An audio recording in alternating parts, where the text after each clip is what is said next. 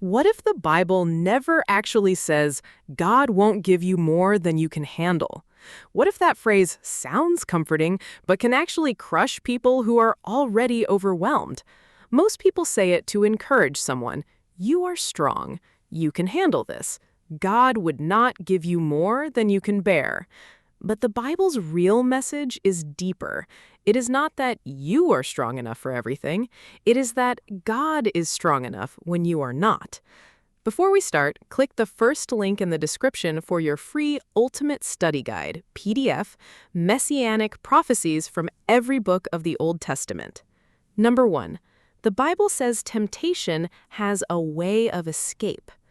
The phrase people are usually thinking of comes from 1 Corinthians 10.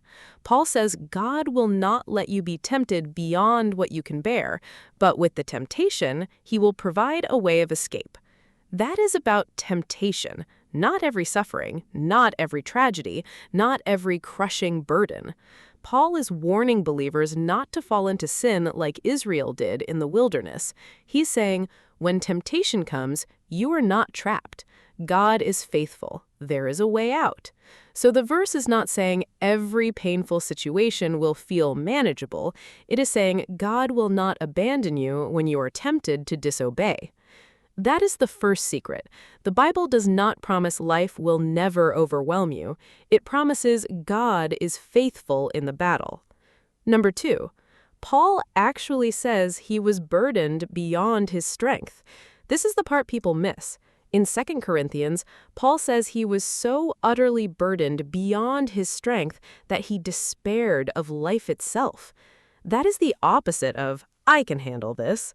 Paul, the apostle, the missionary, the church planter, admits he was crushed beyond his own ability, but then he explains why, so that he would not rely on himself, but on God who raises the dead.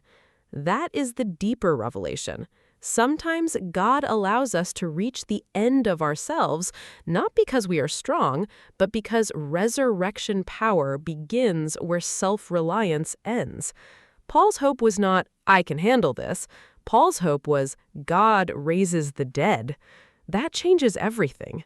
Christian hope is not self-confidence, it is God-confidence. Number 3, Jesus invites the burdened to come to him. Jesus never says, pretend you are fine, try harder, carry everything alone. He says, come to me, all who labor and are heavy laden, and I will give you rest. That means Jesus assumes some people are carrying burdens that are too heavy, and his answer is not shame. His answer is invitation. Come to me. The gospel is not that God looks at exhausted people and says, you should be able to handle this. The gospel is that Jesus enters our weakness, carries our sin, bears our grief, defeats death, and gives rest to people who cannot save themselves.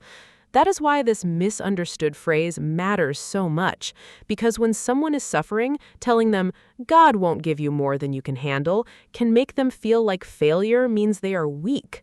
But the Bible gives a better word. You may face more than you can handle, but you will never face more than God can handle. You may be weak, but He is faithful. You may be at the end of yourself, but you are not at the end of grace. From a Christian perspective, the cross proves this.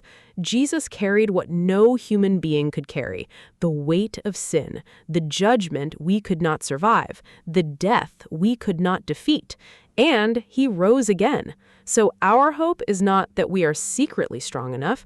Our hope is that Christ is strong enough for us. So the question is not only, can I handle this? The deeper question is, will I bring this to the God who raises the dead? Because the Bible does not say you will never be overwhelmed. It says when you are overwhelmed, you can run to the one who is never overcome.